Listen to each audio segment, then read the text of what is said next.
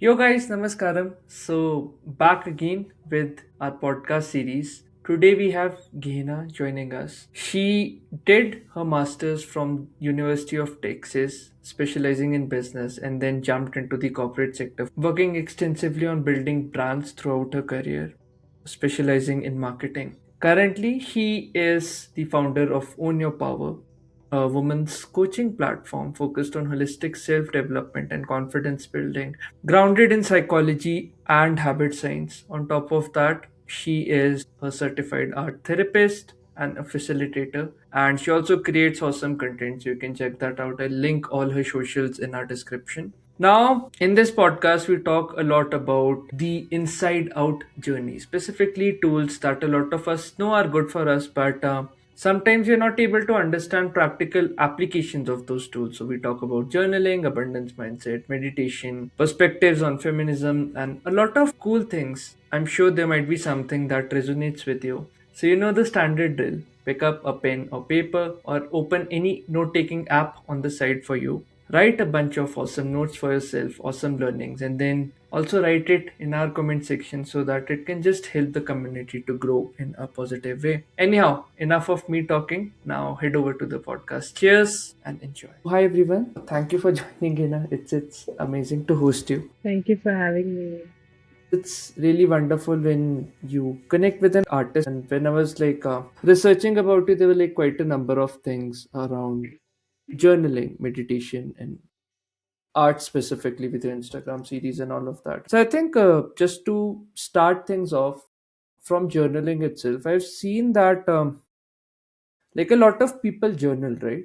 But Right. there's not any real change in their life that happens. Why do you think that happens? What are they doing wrong specifically? I think the way people see journaling is fundamentally wrong.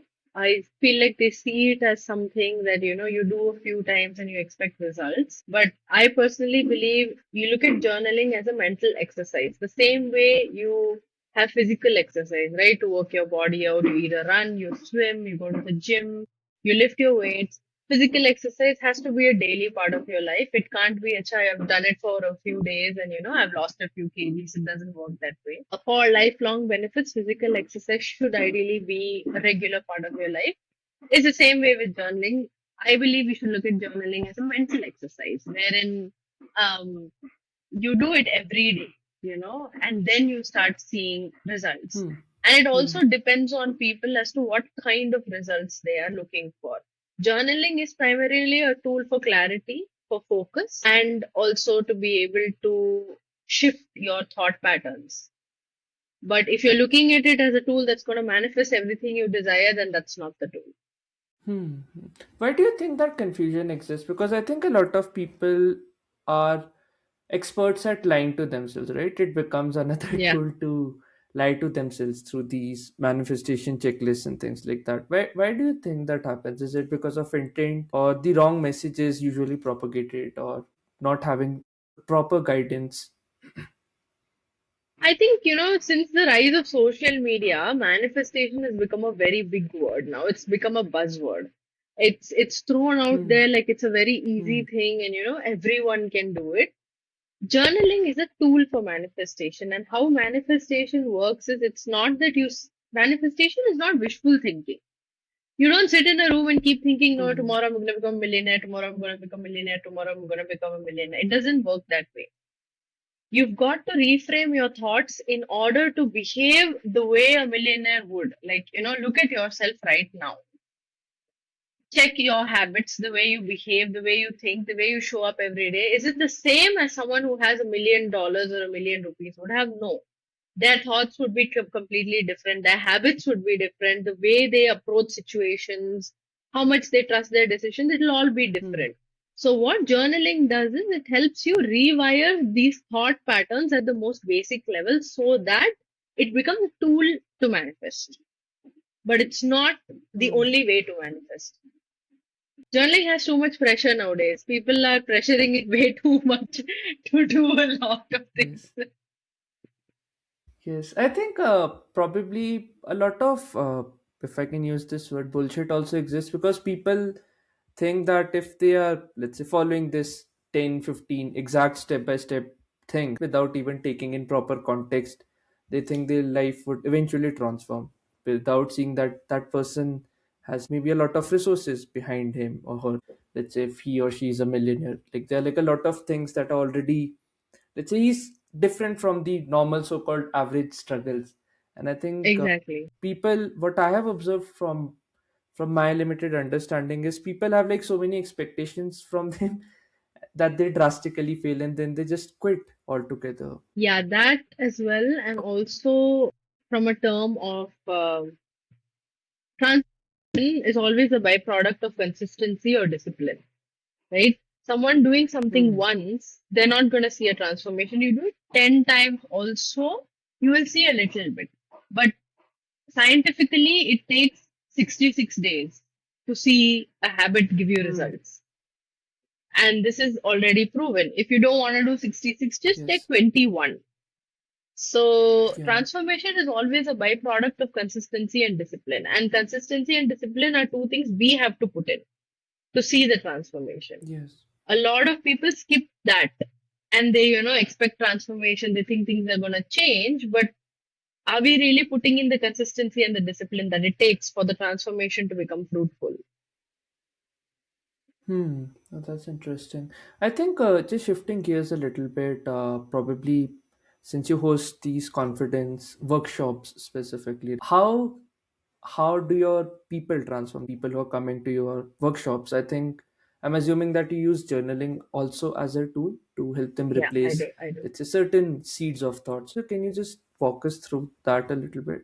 So I use journaling as one of the tools. I have about 4 to 5 tools that I use to be able to see a combined transformation. I also ground a lot of my work in neuroscience. Neuroscience is nothing but the science of the way the brain works. Again, nothing fancy, nothing woo-woo. It's just understanding fundamental concepts that are part of your brain, like you understand negativity bias, you understand confirmation Hmm. bias, and things like that.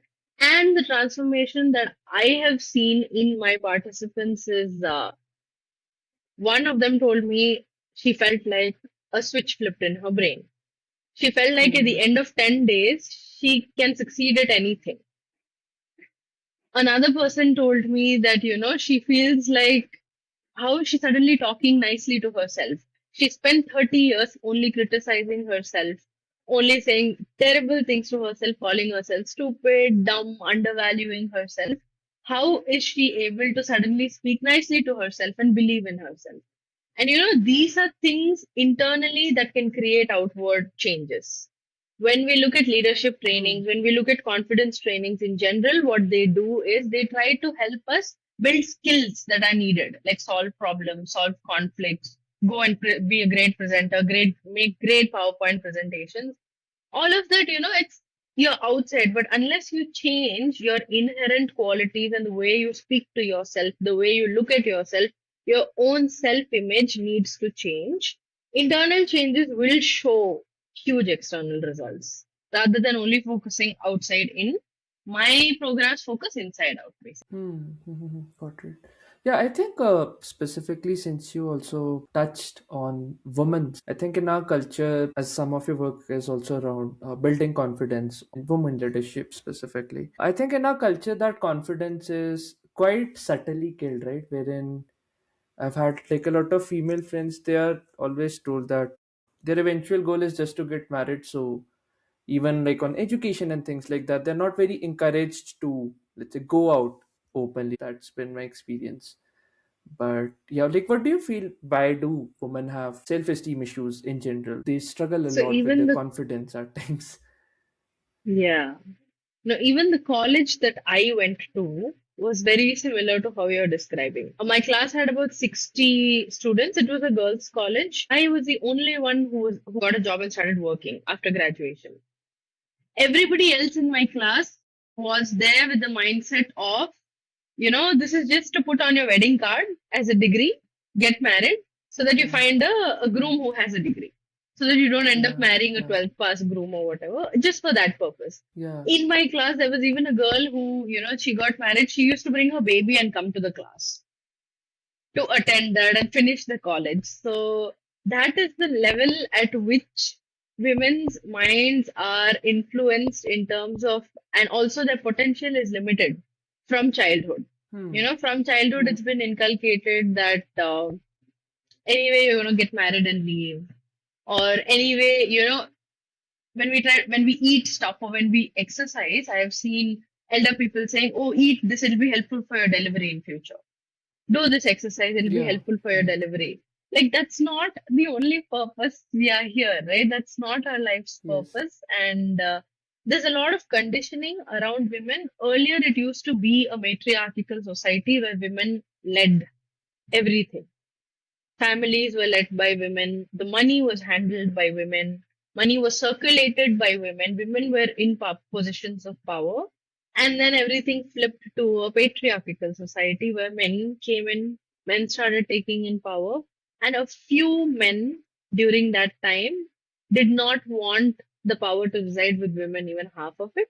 And that's what we're seeing. We've been seeing for the last few generations. Women have been suppressed, oppressed. We were not allowed to vote. All of these things came from a knowing that if the power stays with women, the world will transform. Now we're slowly getting back to a patriarchal society. I feel like people are understanding the importance of why women should earn money, why women should, get out of the house, build their own lives rather than just sit at home and sort of serve. Hmm. No, that's interesting. Specifically, I've also seen women in general are so attached, let's say, to their bondages. Sometimes I was like hearing some podcasts wherein they were mentioning that woman becomes the enemy of women. Let's say a person is married into an XYZ household, then the mother-in-law would then start critiquing that girl, or so-called quote-unquote wife would start living in a free way. Why do you think that happens? Is it because of insecurity, or like something within us I irks to don't think not just see it's other people blossom? I don't think it's insecurity. I think it's primarily because of conditioning. The women who treat other women this way, they don't know any better. This is what they've been taught. So my mother-in-law was tortured by her mother-in-law. She would not be given food for days. She would be deprived of basic necessities like, water to take a Hmm. shower, food to eat, and she was expected to cook for 30 people every single day and not cook for herself.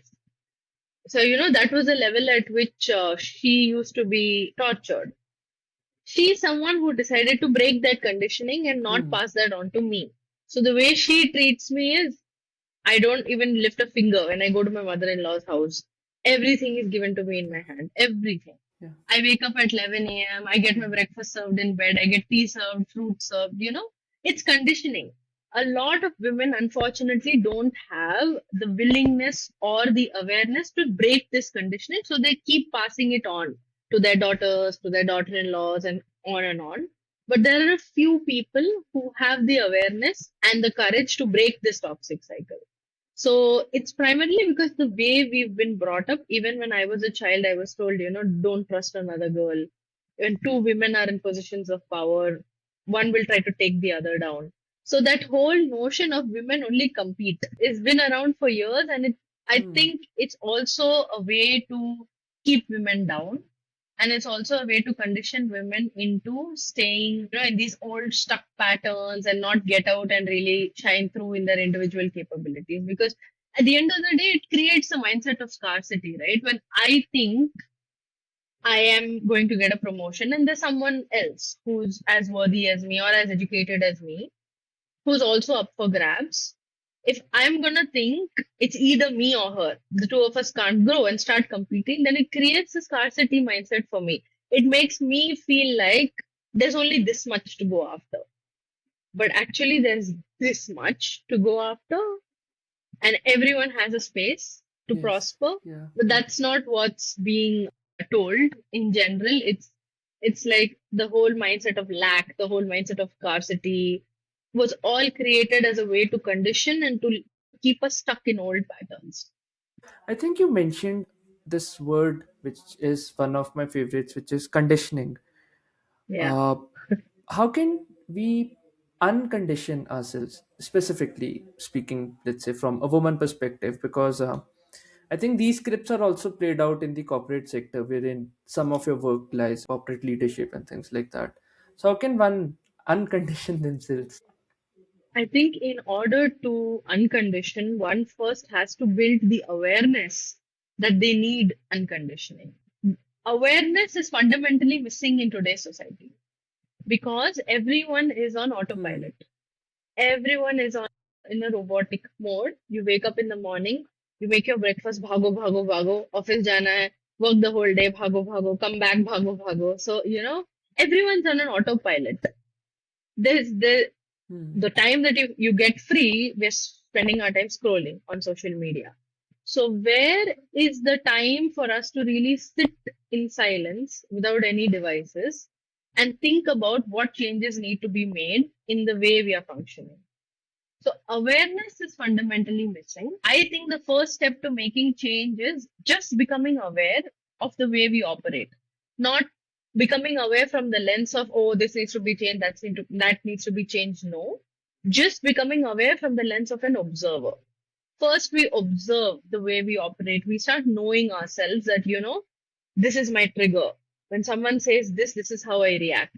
When I see this is how I react. This is how I get angry. This is the level at which I get angry. These are the things that make me happy. Knowing oneself is the beginning of all wisdom. Once we start knowing ourselves, once we start becoming aware of who we really are, then it's a lot easier to make changes. But to make changes, awareness is the first step.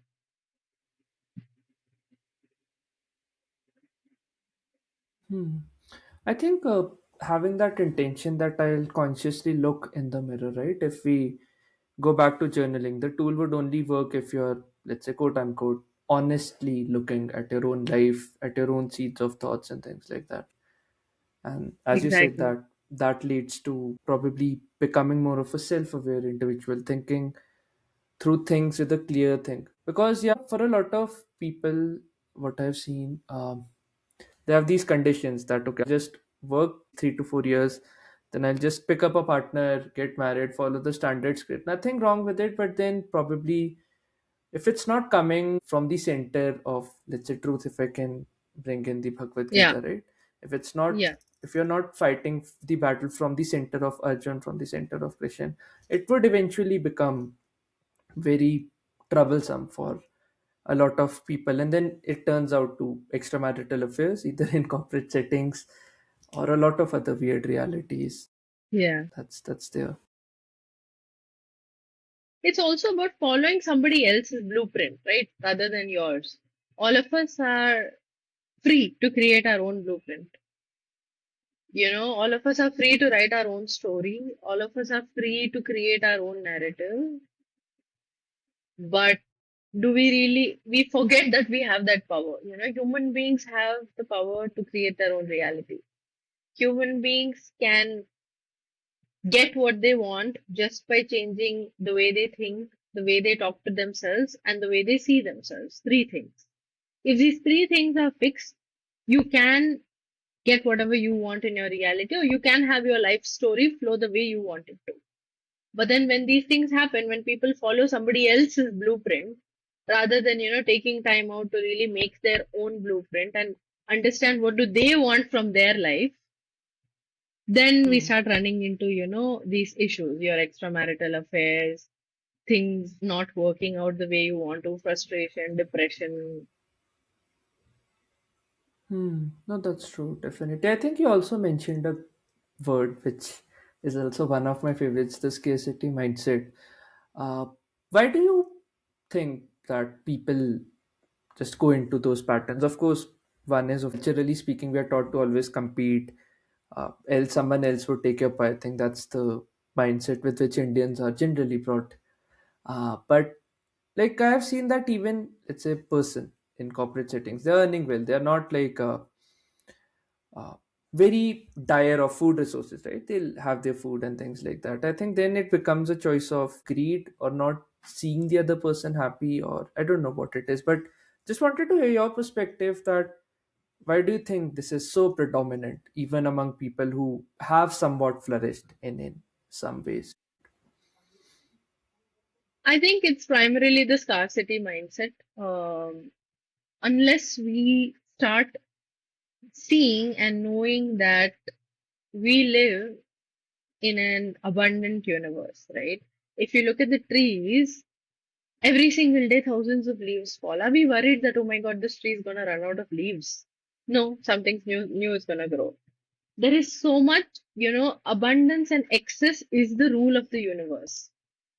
And we live in the universe. So why is it gonna be different from for us? Every single tree has fruits, not every single tree, most of the trees that have fruits, a lot of these fruits just ripen, fall down, rot, and they're gone. You see, if you just go out into a garden, you'll see so many rotten fruits that have just fallen down. Nobody's rushing to get them. The tree is not worried. The tree has excess. That's the same rule that applies to us. I feel like the sooner people start realizing this, the nicer it'll be for the world that we're living in. The fact that we live in an abundant universe and excess is the rule of the universe. Anything in nature you take, there is always excess that it can give. You destroy a land completely, make it a dry patch, and then you just pour a little bit of water, you'll see a garden flourishing from there again, even after 10 years, 20 years. So, the rule of the universe is excess and abundance. And humans have been living in the scarcity mindset for a long time that, if we don't have this, then we're screwed. I think it also came from the way ancient humans used to live, right? We used to live in tribes before, earlier. So we had to protect ourselves from wild animals. We had to travel from place to place just to gather food. And at that time, of course, you didn't have Swiggy or Zomato to order food whenever you wanted at the touch of a fingertip.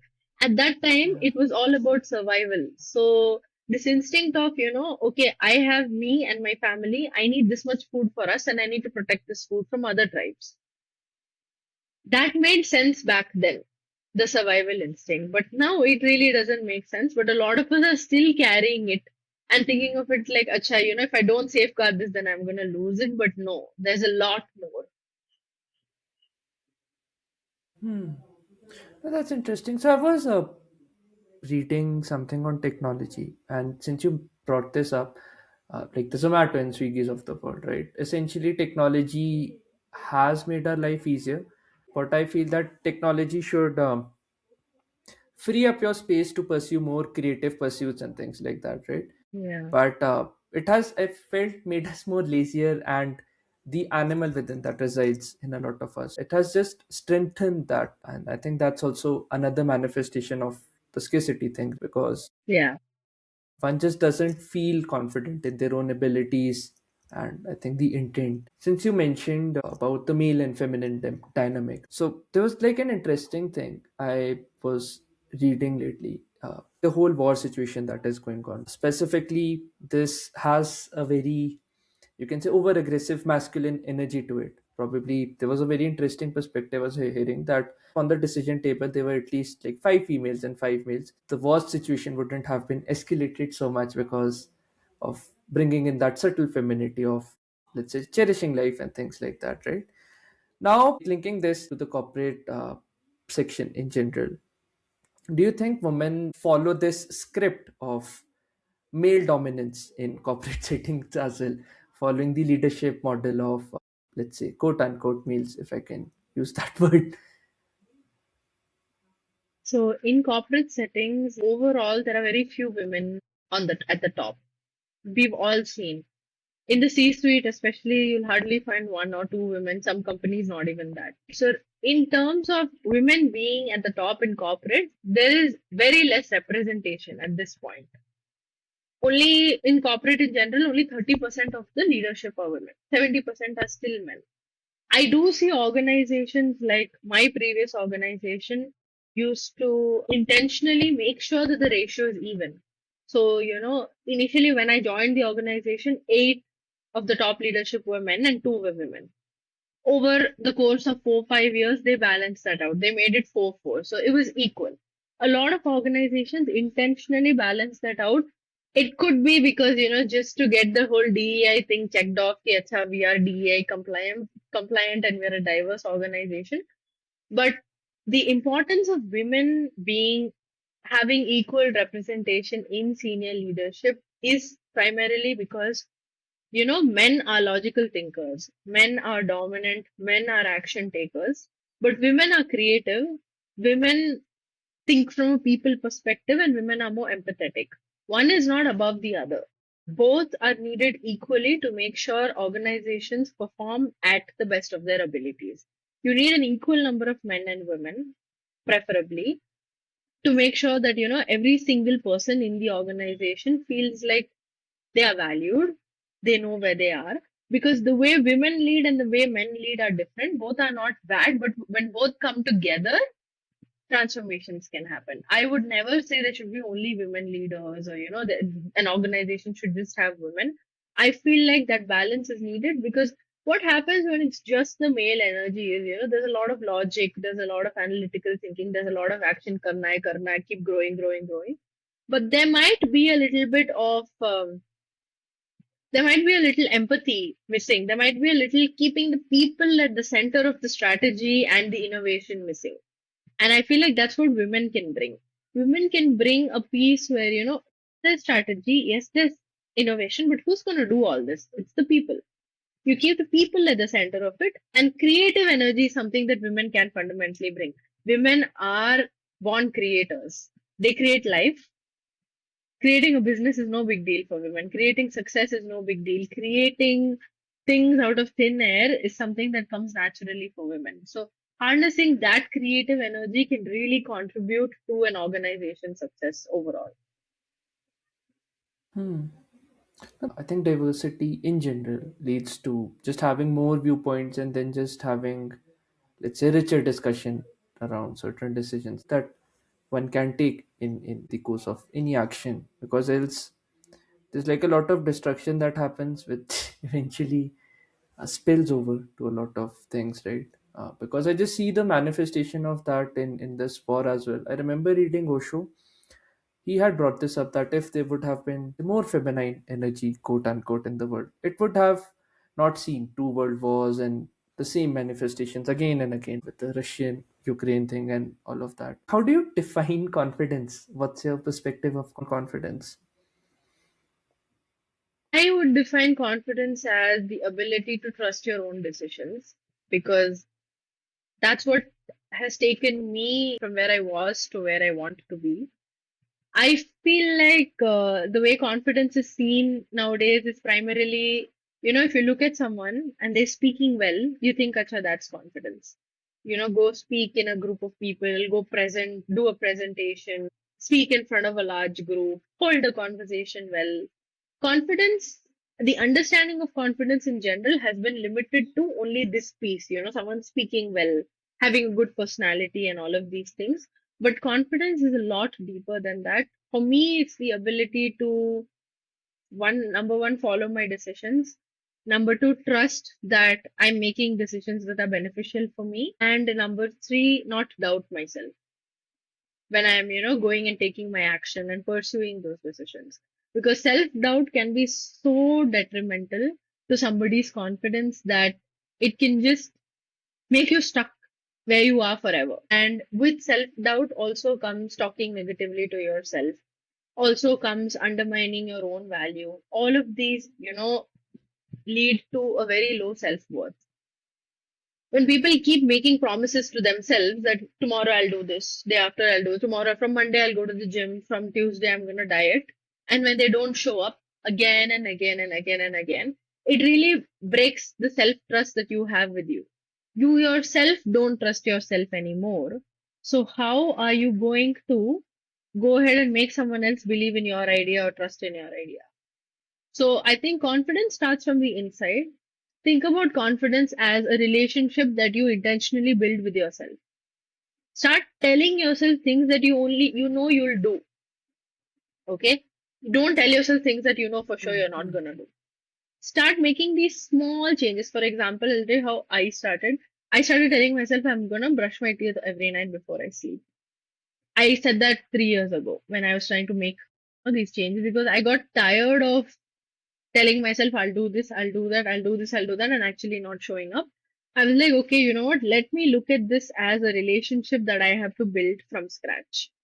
I'll only tell myself a simple thing that I can do. Brushing is only going to take me 2 minutes. I started doing that every single day, showing up for myself. Did that for a continuous year. This small act gave me so much confidence ki, I can do what I say. So, that's where it Yeah. starts. It's not about going and speaking at a TED talk. Confidence is not that. Confidence is inherently fixing your relationship with yourself. Hmm. I think becoming self-aware first step, and then second is just having the ability or the spine to just back yourself up.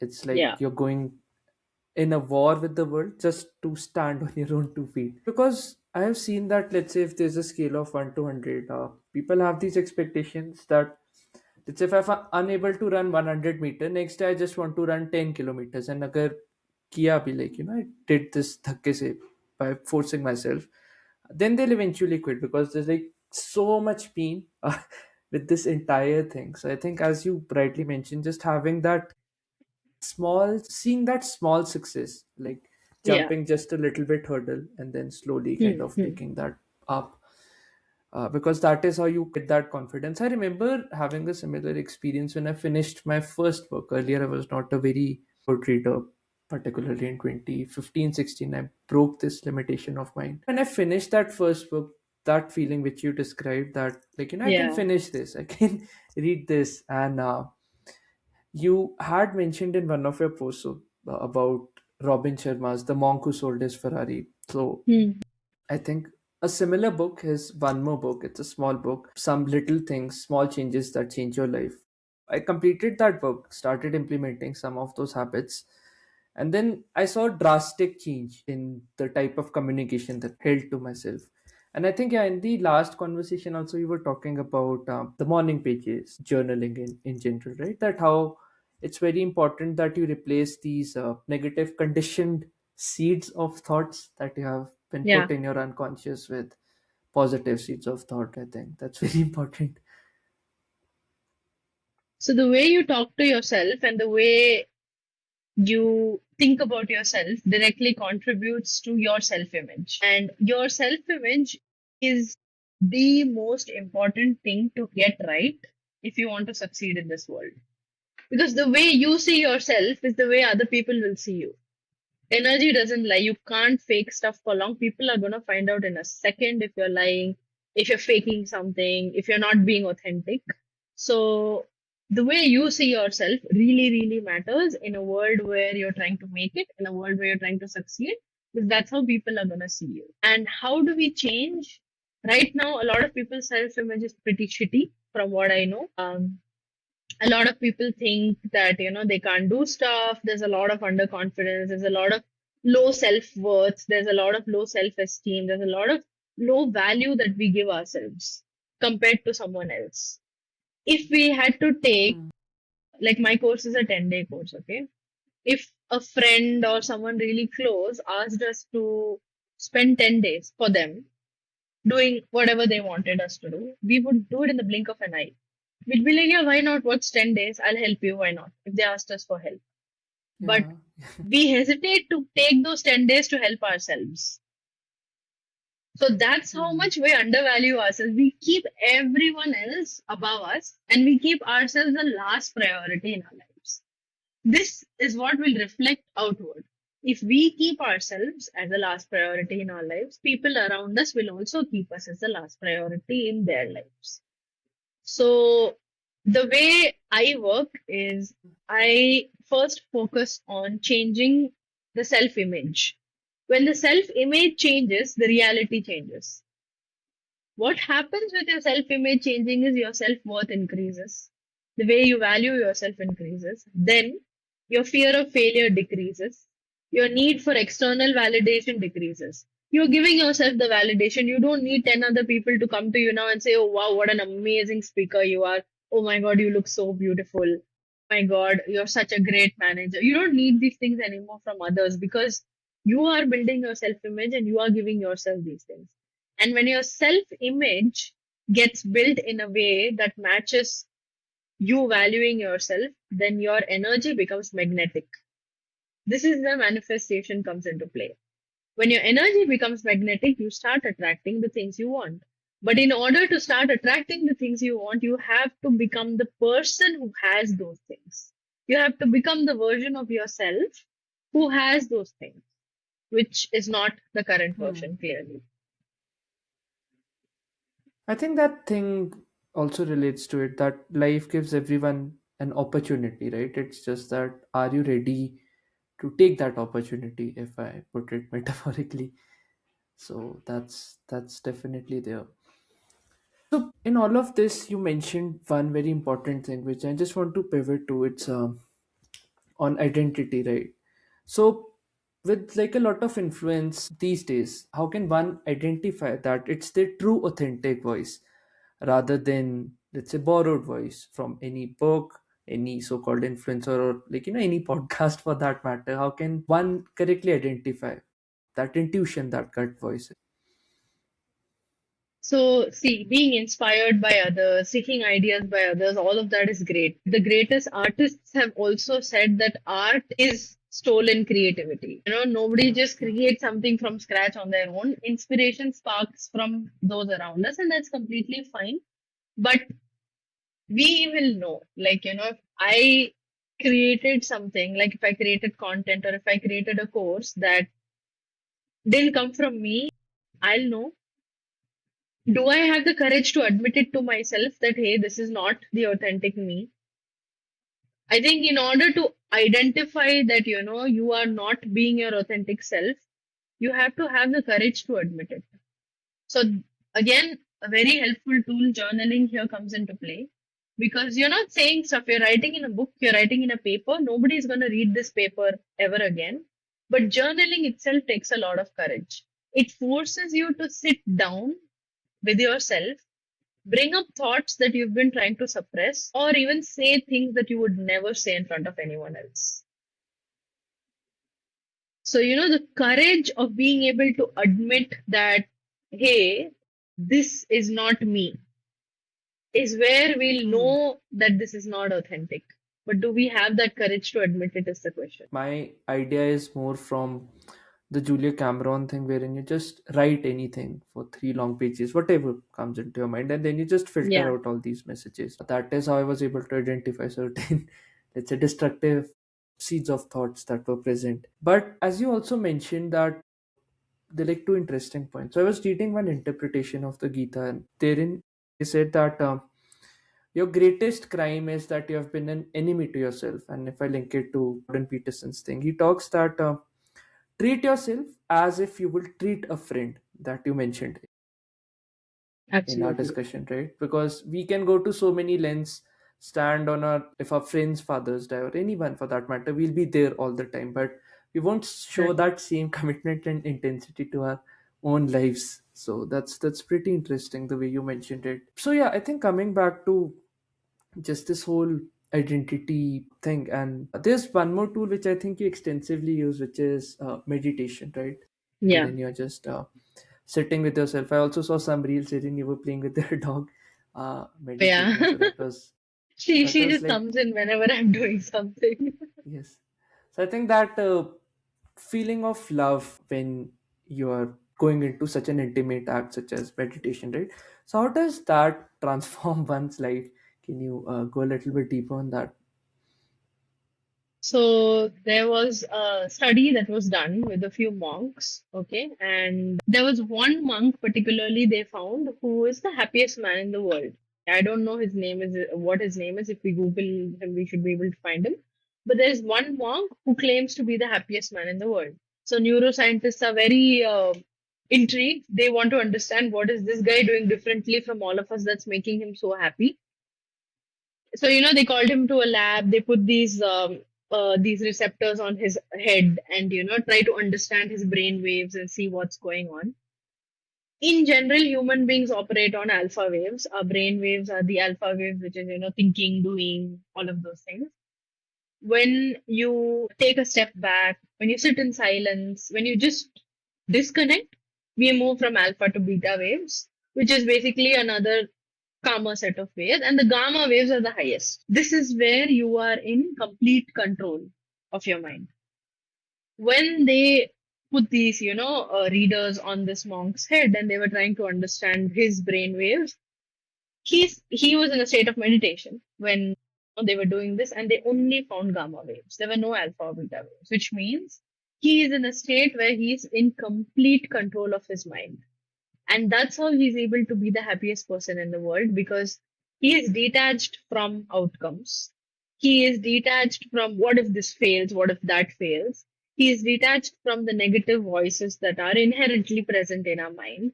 And he knows that, whatever he wants is what's going to happen, and that's being in complete control. This is what meditation does. Meditation gives you control of your mind. Every single day that we are living in our lives, our mind is controlling us. No human being, Hmm. or no human being that doesn't practice meditation can say, no, I have control over my mind. It's not possible at all. When you're showering, your mind will come to you saying, hey, you screwed up 10 years ago, let's talk about what you did wrong. When you're trying to sleep, your mind will be like, remember last week you Hmm. said this to this person and you know how bad they felt. These are the things that come in general. Hmm. And even decisions that Yeah. we take, right? Our mind is controlling these decisions based on how fearful it is to fail. Our decisions are based on the fear of failure. Like, what if I fail? What if I do this? When you meditate, you gain complete control of your mind because you're training your mind to focus. And that's what's missing in today's life, especially social media has ruined the ability to focus for us. You have new content at the tap of a finger. If you're bored with one content for even a second, it just takes 1 second to get something new. So obviously, this has damaged our attention span. We no longer possess the ability to focus on something for more than 3 to 4 seconds. We've lost the attention span. So in today's day and age, it's even more important to meditate because you can train your mind to focus. And with this, what comes? You see a direct impact in your work. You see an increased productivity because you're able to focus on one task for a longer duration of time. You can do less but get more done. You see the Hmm. impact of meditation in clarity. When you're trying to make a decision, factors like, oh my God, will I fail, are not a part of your decision anymore. You're able to clearly evaluate outcomes that if I decide this, this will be the outcome. If I decide this, this will be the outcome, and take an informed decision, which is not affected by fear or scarcity or worry. So I think these are the reasons Hmm. people should meditate, and this is what meditation can give you. A little of what meditation can give you. It can give us a lot. It can help us regulate our nervous system, and I feel like in today's day and age, regulation is the new luxury. If you cannot regulate your nervous system, if you cannot deal with your triggers, if you cannot, if something saying in your daily conversations at work, if someone that something is saying is going to trigger you and you're going to react immediately, then you're not going to stick around for long because people don't want that kind of energy. Being able to understand yourself, being able to regulate your own emotions internally, not bursting out at someone, lashing out at someone, that's something meditation can give you. It can give you emotional regulation. It can give you peace. That's something all of us are chasing. No matter what's happening outside, on the inside, there is always peace. But are you willing to sit in silence, sit with your thoughts, face whatever is in your mind, feel whatever you want to feel? Meditation also Hmm. takes courage because today everyone's running away from their feelings. If you're sad, open Instagram, start scrolling, watch some comedy content. You feel like your sadness is gone, but you've pushed it inside. If you're anxious, go watch some videos, watch some series. Everyone's running away from feeling their emotions. Everyone's scared of feeling their emotions. We really don't want to feel. So we end up doing other things. But the only way to heal is through feeling. We can't heal Yeah. from something unless we feel what it was supposed to make us feel. So when you're meditating, there's nothing to distract you, right? You have to sit with your feelings. If you've been Yeah. feeling sad, if you've been feeling terrible, you have to face it. So what I was saying was what I do in my course was I write guided meditation. So I am very aware that A lot of people who are joining have no experience in meditation before. They have never sat in a corner in silence and meditated. So guided meditation scripts make it very easy because it gives you the feeling of "Acha, someone's there with me." When you hear a voice guiding you saying, do this, think of this, imagine this, do that, it gives you a feeling that I'm not alone in this, someone's there with me. And also removes that worry of, oh my God, am I doing this wrong? Am I gonna mess up? Is this the right way to do it? Am I doing it right? All of those thoughts go away. So throughout my course, every single day, I write my own guided meditations to be able to achieve the desired outcome. For example, day 6 is about releasing the fear of failure. So my entire 1 hour will be structured around this. So at the end of 1 hour, you will have the tools to release the fear of failure the next time you feel failure. So we would have done some journaling to understand why are you even scared of failure in the first place. We would have done a guided meditation specifically to guide you to get rid of this through a visualization. And then we would have reframed that belief at the end of it as to, so what if I fail? I'm allowed to fail.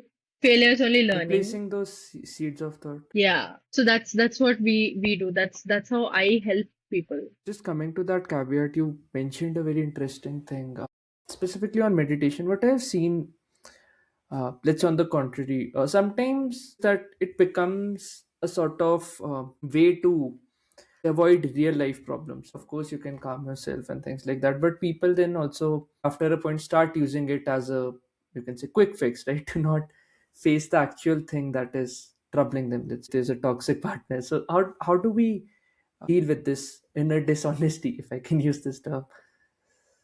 Everything's a paradox in the universe. We have our own paradoxes, and this is one such paradox. Meditation can be used as a tool to face things and can also be used as a tool to run away from things.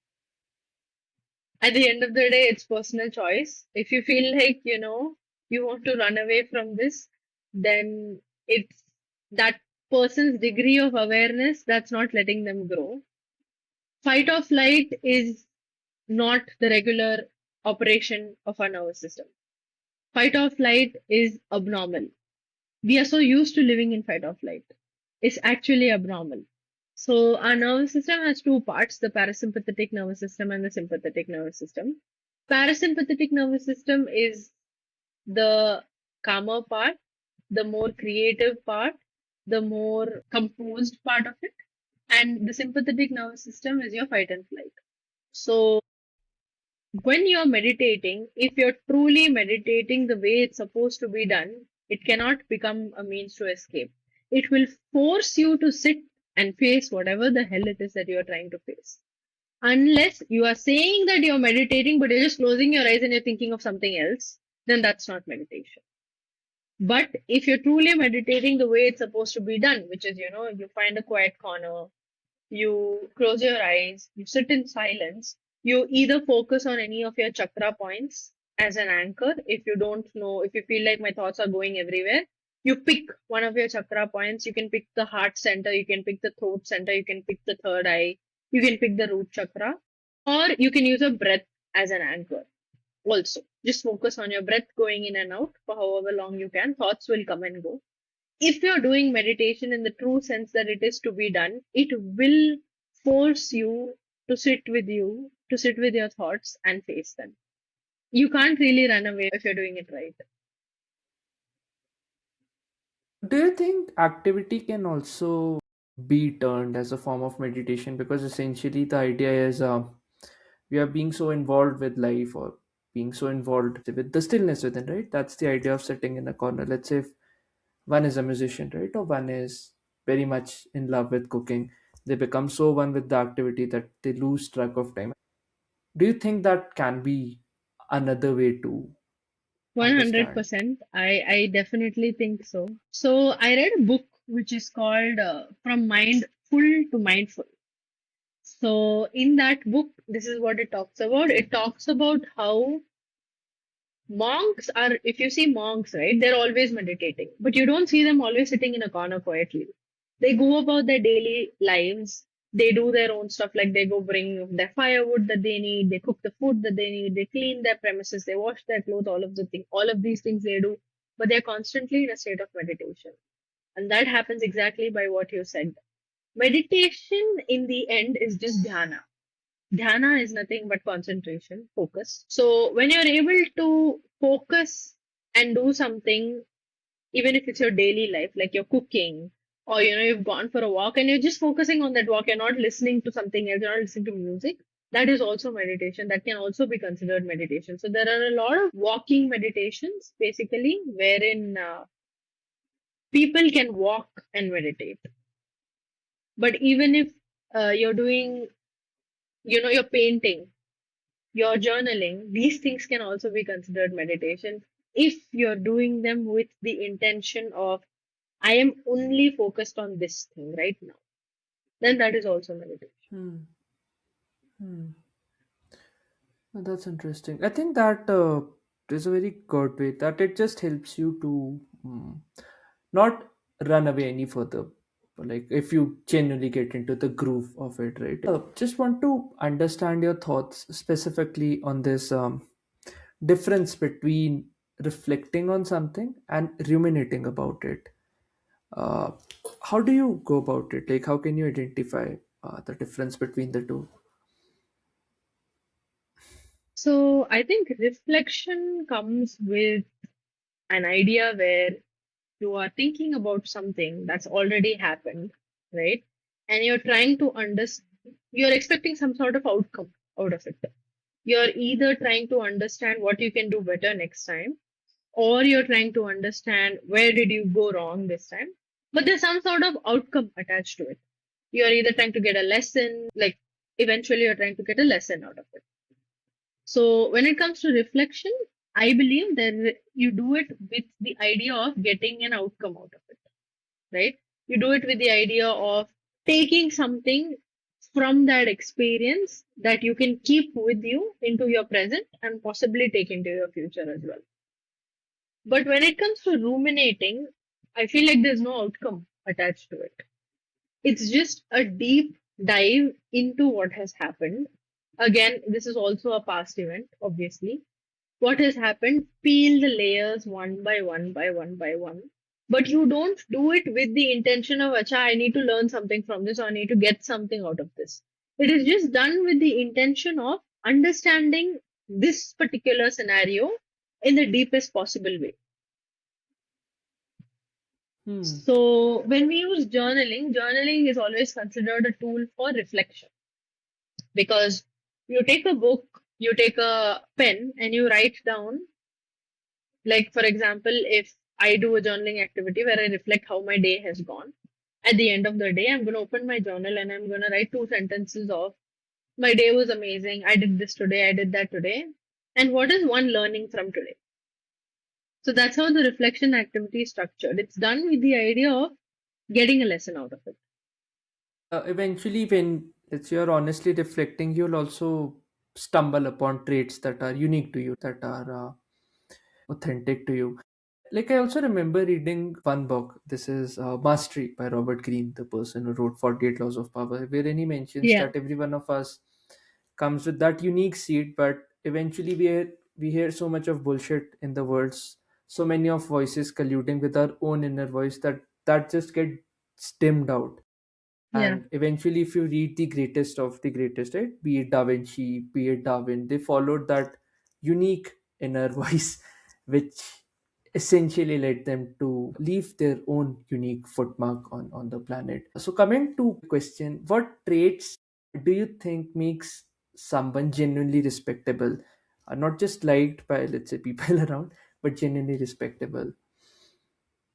And how do you I define feel like respect as well, if I can add that? when it comes to the traits, right, the ability to sit in solitude is something that can make you be genuinely respected because you are not afraid of sitting with your thoughts, you are not afraid of feeling your feelings, and you are not afraid of being alone. At the end Hmm. of the day, accepting the fact that you came here alone and you're going to leave alone is something that can help you go far. And that also, as a byproduct of solitude, you also get something called detachment. The ability to detach from the outcome can also make someone very, very respectable, because when you're doing something, you have two ways to approach it. You either focus all your attention and your energy on the result, which is something you cannot control, or you focus all your attention and energy on the process. How are you doing it? Are you doing it to the best of your abilities? Are you showing up as the best version of yourself? All these are in your control, right? So the ability to detach from the Hmm. outcome is a very, very, very powerful quality that a lot of world leaders possess, because you have finite energy. None of us are born with infinite energy, right? We all have finite energy. So you choose if you can focus that energy on yourself or the result, which is not something you can control. Which brings me to the third thing, which is the understanding of the concept of the locus of control is something that can set you apart in a lot of ways. The locus of control basically talks about a few things inside a circle and outside a circle. Imagine a circle. This is the circle of things you can control. Imagine outside the circle, there are things you can't control. So, your behaviors, your thoughts, the way you talk to yourself, what you let affect you, all of these are inside the locus of control that let you give you the control.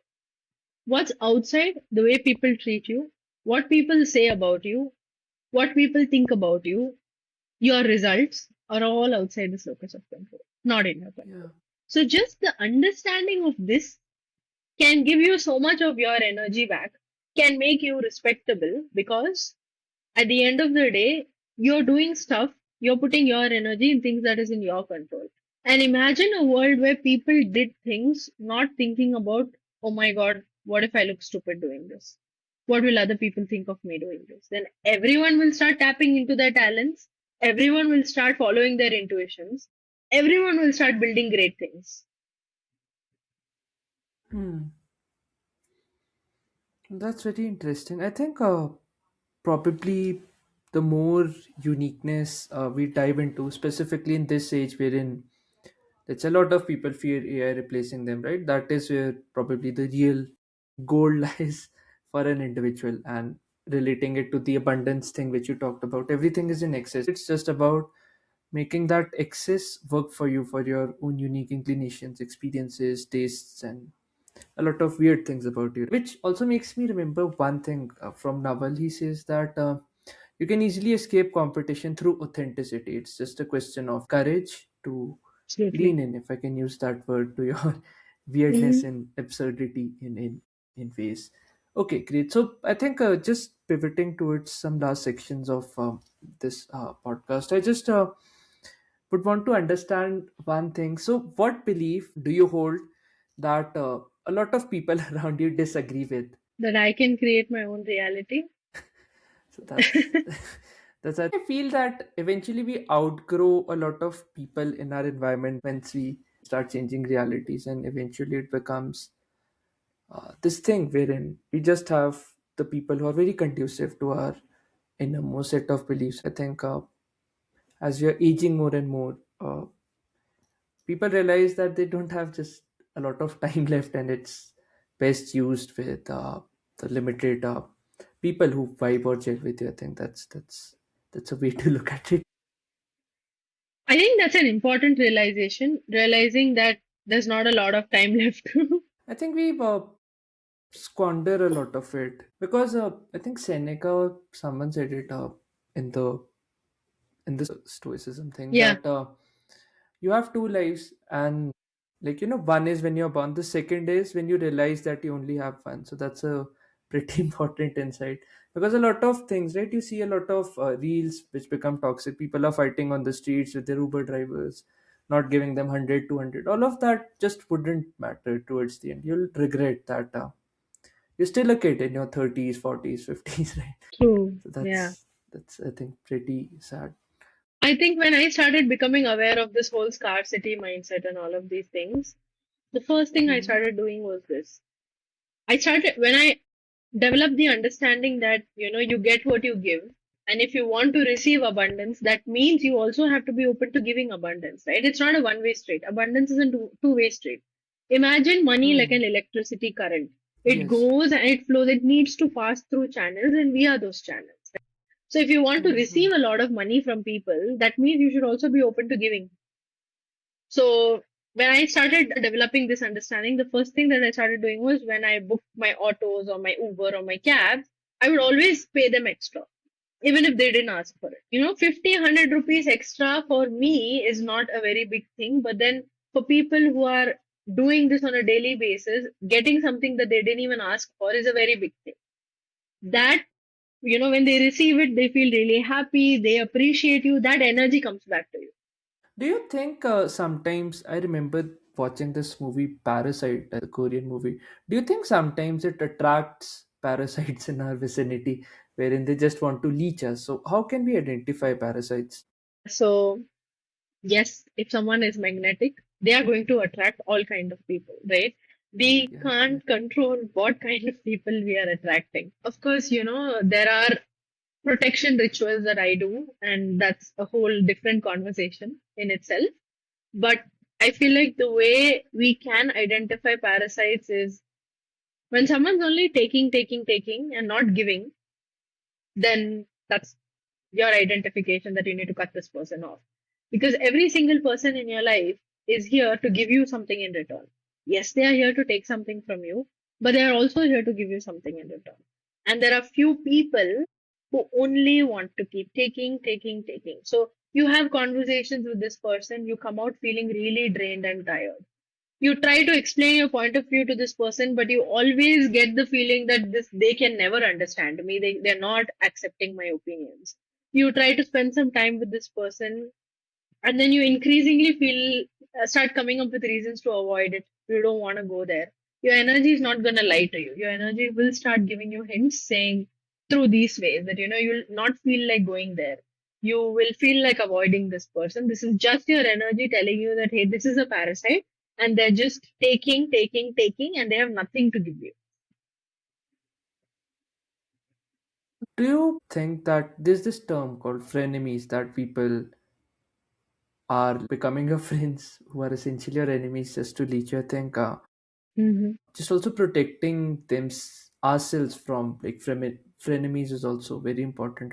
People who are wanting to become your friends very quick or extra sweet and those sort of things. Like there are subtle patterns, but Yeah, of I course, I know. think I know. We've seen those people. yeah, I think women in general are more receptive. For a male, he just learns it through I think bumps and bounces and just falling again and again. But yeah, so that's definitely there. So if someone feels stuck, right, mentally due to the bad experiences or traumatic experiences, something that might have happened 10 years ago, people are still beating themselves up. Like, what's the first practical step that they can take to just let go of all that pain trauma? Is it more of professional help? Is it more of sitting with yourself? Like, what do you think can be very practical for the common person watching this? Like I said, the first thing is always awareness. Becoming aware of the fact that you are spending so much of your life living in your past and that you've forgotten to live your present. You've forgotten to access the gifts that are present in your present by just not being present. Becoming aware of that fact is number one. The fact that you're not going to gain anything by being stuck in your past or being stuck in your future. The only place where gains will happen is the present, right? Becoming aware of that, and then, of course, comes help that you need. So if someone's gone through a traumatic experience in terms of violence, in terms of, harassment that have really, really deeply impacted them, definitely medical help is the first thing that we need to do. Professional help. You can go to a psychiatrist, psychologist, they'll guide you, do a few counseling sessions. But if, you feel like you've not gone through something, terribly traumatic that has damaged your sense of self, it's just things that are okay, manageable, which don't involve violence, which don't involve harassment. It's, you know, kids grow up with parents that are fighting at home all the time. Not necessarily they would have expressed themselves to violence or anything, but this also can be traumatic, but this necessarily may not need professional help. In that case, the first thing you do is, I would recommend this to anybody. The first thing you do is pick up your book and you journal. You can either journal using prompts, wherein you ask yourself a set of questions and try to answer them, or you can just do brain dump journaling, which is dump whatever it is on your brain onto 2 pages, 3 pages, 1 page, 3 lines. Or you can do gratitude journaling also. Gratitude has been scientifically proven to rewire brain pathways. If you're looking to rewire certain beliefs, certain negative thoughts, try to get yourself out of stuck patterns, gratitude journaling is a great way to get started because Hmm. it'll shift your focus from what's not going right to everything that you have that others don't have the privilege of having. And that also rewires you into abundance, right? Wherein you're just not Yes, into exactly. that thing, okay, I need more and more, but appreciating the Exactly. fact that I already have so many things. I have a roof over my head, at least I have food, which a lot of people unfortunately struggle with in our country. Yeah. So The that's root there. of Great. abundance comes from being grateful for the small things that you have that others don't have. And that Hmm. is not coming from a place of ego. It's not to become egoistic that, okay, I have all this and he doesn't. No. It Yeah, comes from yeah. a sense of awe that, I am privileged enough to have been given all this. When we were born, we came with nothing. Nobody owes us anything. But we Yeah. still have all of this privilege and, developing a sense of awe around the fact that the universe considered you worthy of these privileges and you're not even taking the time out to see them. Yeah, that sense of humility, right? That I'm not the Yeah, center of the world, but exactly.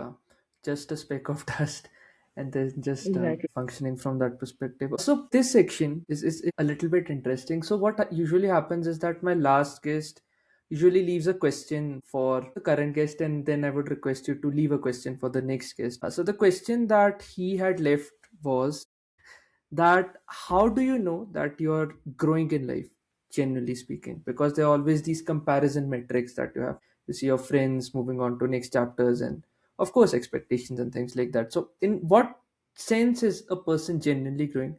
That's the question for you. And once you finish this question, please also leave a question for the next guest. Okay, interesting. So my answer to that question would be I think comparison is the thief of joy, right? The minute you start comparing, you lose all joy. And how do you understand if you've grown is you start seeing yourself as your only competition. That's when you know you're growing. Because everyone else who's doing the same thing as you, similar things as you, they inspire you, but their journey doesn't threaten your journey. The only person you see who is your competition is yourself from a few months ago, a few years ago. So, how do I know that I have grown? Is this. A few years ago, I always had, oh my God, look at her, she's the same age as me, and look at how much money she's making. Look at him, he's the same age as me, and he already has 2 kids, and what am I doing? But now I'm at a space where all of this energy that I was wasting looking at other people is redirected on myself. Am I better today than I was a month ago? At anything it may be that I'm doing. Am I a better speaker? Am I a better writer? So I actually I had this ambition of becoming a writer since when I was a child. And I let it go in between. I forgot about it when ChatGPT and AI came in, I started using AI to write all my captions and obviously do all my email writing and all the writing work. And I'm like, yeah, whatever. No, no, it doesn't make sense for me to do it. Very recently, I realized that, I do want to become a writer. And then I stopped using AI to write anything at all because how am I going to become a writer if I'm depending on AI to do all my writing? So I started this thing a month ago where I stopped using AI to write my emails, to write my captions, to write my scripts. Yes, I do use it to refine, but I don't use it to form the base idea. So in a month, I've gotten so much better at it. I can see what I write now and what I've written a month ago. In just a month, I've gotten so much better at it. And that's how I know that I'm growing because I'm not comparing my writing to J.K. Rowling or I'm not comparing my writing to, it's just me. Today, I'm a better writer than I was a month ago, and that's enough. Yeah, yeah, yeah. I think definitely because with the technology thing that we're bringing, if we are very much dependent on AI, we would even lose our basic skills of communicating with empathy. Because I've seen people, okay, how should I communicate with this person if this text is coming, or in real life as well. So can you also please leave a question for the next guest? What is it that you would want to ask that person? My question for the next guest would be, if there were no limits in life, if you only operated from a space of possibility, not practicality, forget logic. If you only operated from a space of possibility, if there were no limits, what is the one dream you would chase? That's a very interesting question. Great, a lot of insights that you have shared. These are very practical, and I find a sense of holistic balance of sorts between practicality and sort of just listening to your inner voice. That's what I was able to take away among a lot of things. But yeah, thank you for your time. It really means a lot to me and for my audience that you have taken out the time to share your insights and nuggets of wisdom with us. Thank you for steering this conversation so beautifully. I feel like you have a very inherent talent of picking the right things from what people say, forming those into questions and putting it back to them. So that's beautiful. Thank you. I've not seen a lot of people doing this so well. So that was the podcast. Hope you enjoyed. Do write in the comment section your biggest learnings, what are limitations you have broken, and what all topics or guests you would like me to host on this podcast series that I have on my channel. Anyhow, you stay awesome, take care, and I'll catch you soon. Cheers.